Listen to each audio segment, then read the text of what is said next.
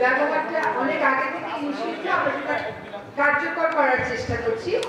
আপনাদের কাছে একটা স্বনির্বন্ধ অনুরোধ থাকবে, আপনারা নিজেরাও আর পলিথিন শপিং ব্যাগ ব্যবহার করবেন না, এবং এর পরের বারের বৃক্ষ মেলায় বা আপনাদের নার্সারিতে পলিথিন শপিং ব্যাগে যদি আপনারা চারাটা দেন, তাহলে পরিবেশের সাথে যে সাংঘর্ষিক হয়ে যাচ্ছে, এইটা আমাদেরকে অবশ্যই পরিহার করতে হবে। আমরা চেষ্টা করেছিলাম এইবারের বৃক্ষ মেলাটা একটু নান্দনিক করতে, সেখানে অনেক কয়েকটা ল্যান্ডস্কেপিং ফার্ম আমাদেরকে সাহায্য করেছে। আরো চেষ্টা করেছিলাম পরিবার পরিজন নিয়ে যারা একটু গাছ কিনতে যান তারা যেন একটু পারিবারিক সময় কাটাতে পারে, সেজন্য আমরা কিছু খাওয়ার স্টলেরও এবার আয়োজন করেছিলাম। তো আশা করি পুরোটা আবহ সকলের জন্য আনন্দঘন ছিল। পলিথিন শপিং ব্যাগ ছাড়া আরেকটা কথা আপনাদেরকে আমি বলতে চাই, সেটা হচ্ছে আমরা কিছু ভলান্টিয়ার দিয়েছিলাম বন বিভাগ থেকে। আমি জানি না তারা কতটা নিয়মিত কাজ করেছে, কিন্তু পরিষ্কার পরিচ্ছন্নতা একটা দিক, যেটার দিকে কিন্তু আমাদেরকে জাতি হিসাবেই খেয়াল রাখতে হবে। কোনো জাতি তো পরিষ্কার হবে না নিজেরা আমরা পরিষ্কার না হলে।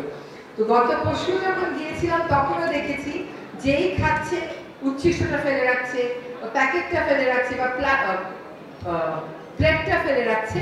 আপনারা এর পরের বার নিজের স্টলের সামনে জায়গাগুলো এইবার করেছেন জানি, পরের বার থেকে করবেন, এবং যারা ভিজিটর তাদেরকেও বলবেন এই কাজটা করতে। আমার সর্বশেষ কথা হচ্ছে, আমরা বাংলাদেশে সবসময় বলি লোকবলের অভাব, লোকবলের অভাব। আমার ফরেস্ট ডিপার্টমেন্টও তাই বলে।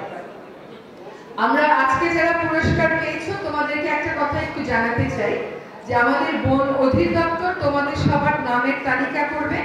গত 2 বছর যারা পুরস্কার পেয়েছো তাদেরও একটা তালিকা করে আমরা প্রাথমিকভাবে বন আর বন্যপ্রাণী রক্ষায় ছাত্র সমাজের একটা ভলান্টিয়ার টিম গঠন করে ফেলবো।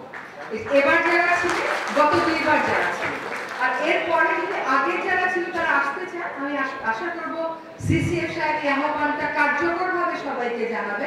আমরা কেন লোকবলের অভাবের কথা বলবো? 16 কোটি 18 কোটি মানুষের দেশে লোকবলের কেন অভাব হবে?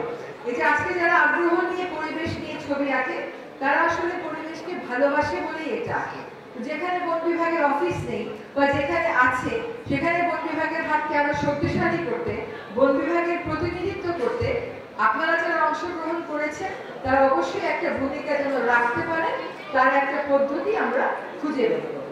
এবং আপনারা আমাদের ভলান্টিয়ার হিসেবে কাজ করবেন, এবং জীবনে বড় কাজগুলো কিন্তু ভলান্টিয়াররাই করে থাকে।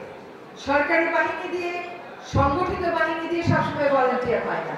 ছোট ছোট উদ্যোগে কিন্তু অনেক বড় বড় কাজগুলো আমরা করে ফেলতে পারবো। তো আপনাদের সকলকে আবারও অভিনন্দন জানাচ্ছি। ব্যক্তি জীবনে, পরিবার জীবনে, সমাজ জীবনে পরিবেশ রক্ষার ধারণাটা আপনাদের মাধ্যমে সকল জায়গায় ছড়িয়ে যায়। ধন্যবাদ।